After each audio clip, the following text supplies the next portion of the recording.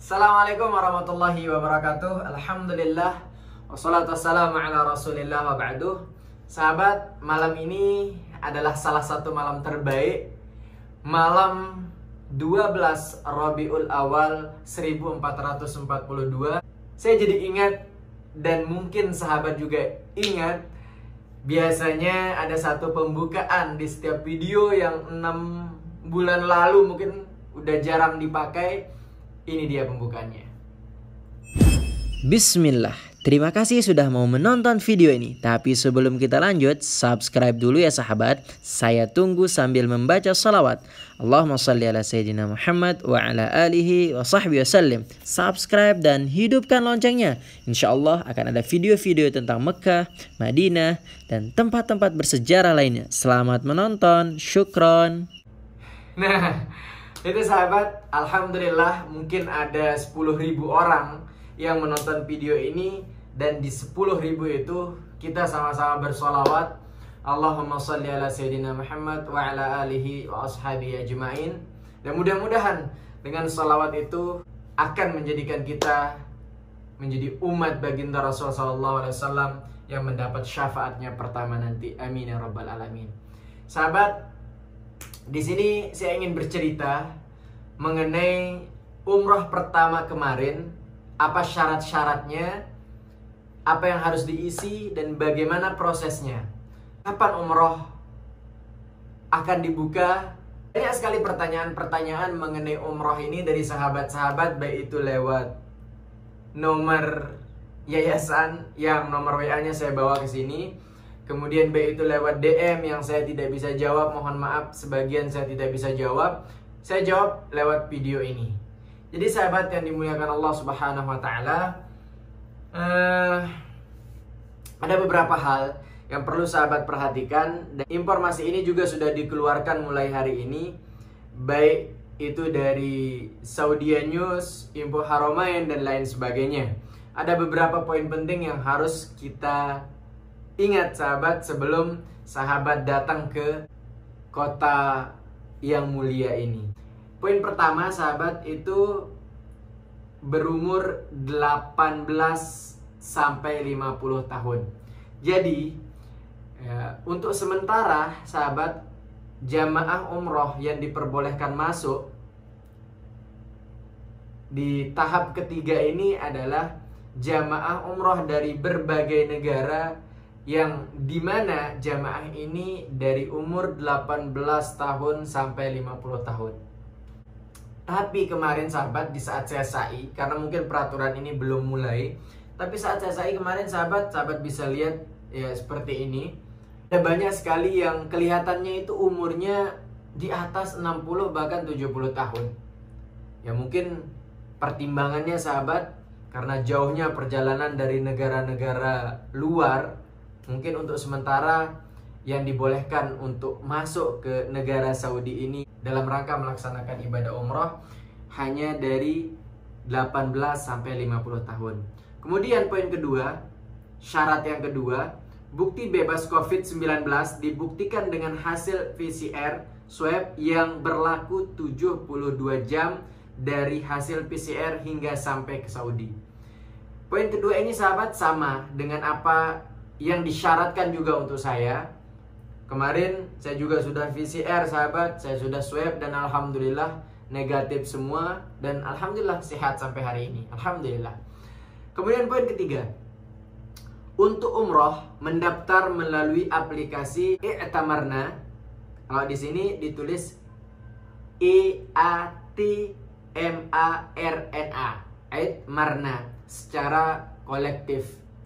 Jadi sahabat, saya sampai landing kemarin alhamdulillah, kebetulan untuk kita-kita yang tinggal di sini itu daftar melalui 3 aplikasi. Yang pertama lewat Abshir dulu. Ya, Abshir ini adalah salah satu aplikasi untuk data-data lengkap kita tinggal di sini. Daftar di situ, kemudian kita masuk ke Tawakkalna namanya. Tawakkalna ini untuk kita istilahnya untuk memastikan kesehatan kita masuk lewat sana. Kemudian I'tamarna, bahkan untuk kita sholat setiap waktu saja sahabat, ya baik itu di Masjid Nabawi atau Masjidil Haram, kita daftar lewat I'tamarna ini. Itu poin yang ketiga. Kemudian poin yang keempat sahabat, menyiapkan tiket return sesuai jadwal. Jadi ya datang dan pulangnya itu sudah disiapkan tiketnya, ya, atau bahasanya tiket PP lah sahabat. Poin yang kelima, transportasi lengkap dari kedatangan hingga hotel. Kemudian sahabat, poin keenam, asuransi lengkap. Ya, asuransi kesehatan, ya, dan lain sebagainya itu harus dilengkapkan. Kemudian memesan hotel via platform elektronik dalam kurung manasah harus meliputi makan 3 kali sehari, karantina minimal 3 hari. Masya Allah. Nah, beratnya di sini sih sahabat, yang di karantina 3 hari ini. Bayangkan nanti sahabat datang kemudian masuk hotel, kemudian di karantina 3 hari, masih dalam keadaan ihram, berniat dari miqatnya masing-masing. Lumayan berat sahabat, ya. Kemudian poin ke-8, transportasi lengkap antara hotel, miqat, dan Masjidil Haram.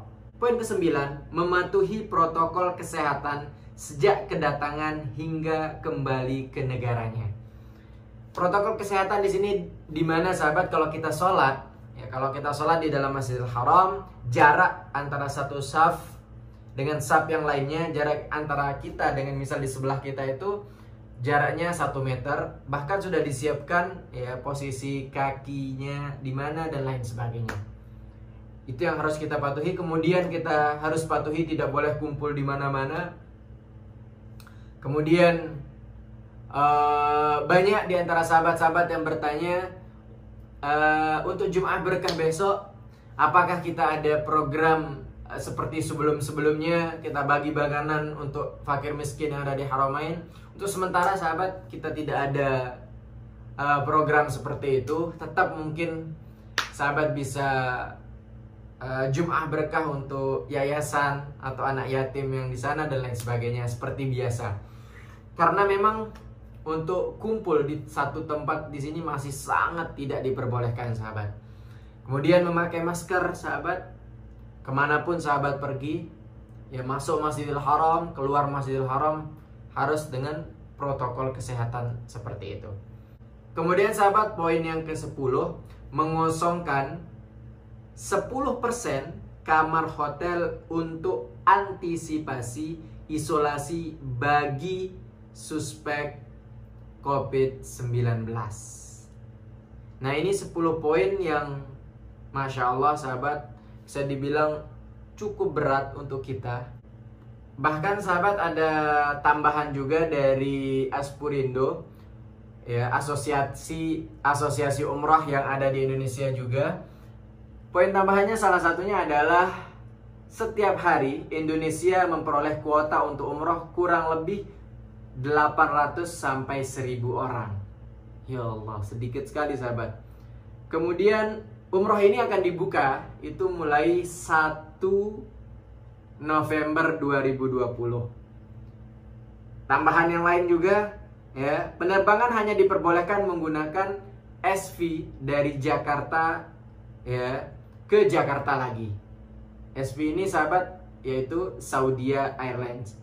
Kemudian jamaah umroh diwajibkan memakai hotel bintang 4 atau bintang 5 selama di Saudi.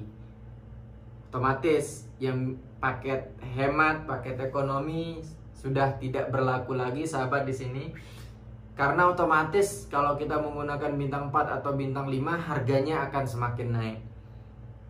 Jamaah diwajibkan menggunakan kamar double atau diisi sekamar berdua. Subhanallah. Ya, yang biasanya ada kuat berempat satu kamar, sekarang sudah tidak diperbolehkan lagi.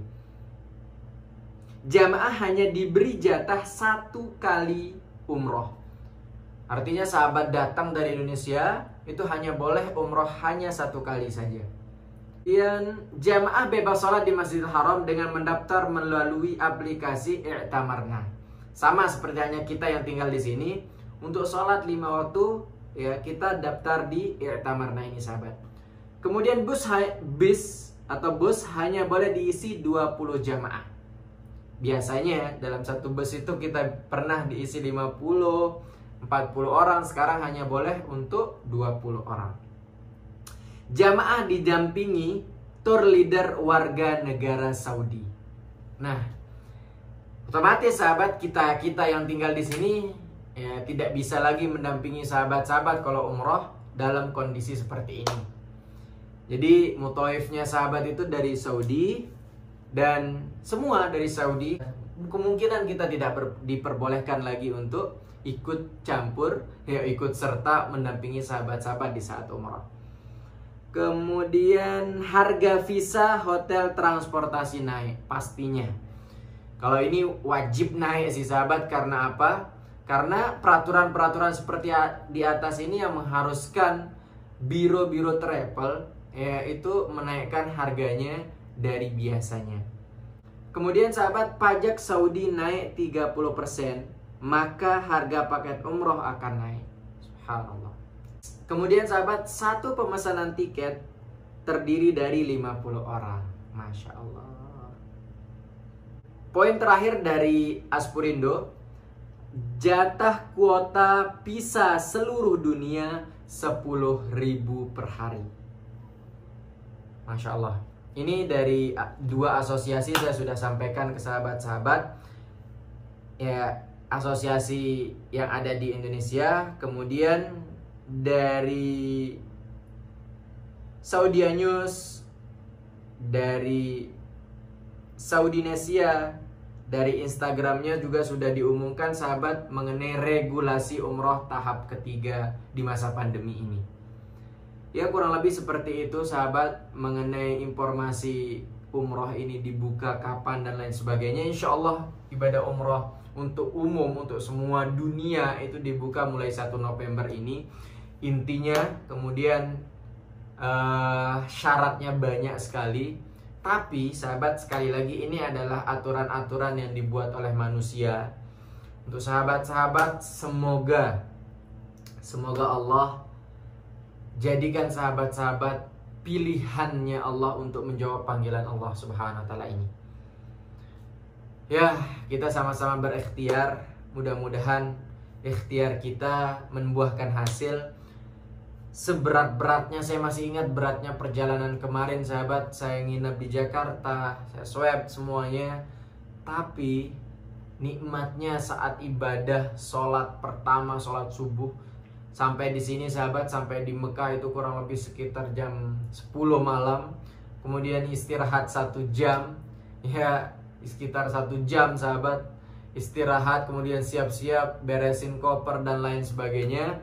Setelah itu sekitar jam 3:30 itu berangkat ke Masjidil Haram. Ketemu, sholat, lihat Ka'bah, itu udah hilang capeknya. Apalagi siang harinya sahabat, alhamdulillah saya juga diberikan kesempatan yang Masya Allah, yang sudah tidak bisa dibayangkan lagi, bisa melaksanakan ibadah umroh langsung. Mudah-mudahan apa yang sahabat harapkan dimudahkan oleh Allah Subhanahu wa taala. Jazakumullah sahabat untuk semua. Untuk pertanyaan-pertanyaan yang lain sahabat bisa WA. Saya tulis nomornya di deskripsi. Sahabat bisa ditanyakan apapun itu, baik itu mengenai umroh dan lain sebagainya. Pamit sahabat, ini saja informasi selingan untuk hari ini. Ya, semoga bermanfaat dan mudah-mudahan kita selalu menjadi sahabat di dunia dan bertetangga di surganya Allah Subhanahu wa taala. Pamit sahabat. Assalamualaikum warahmatullahi wabarakatuh.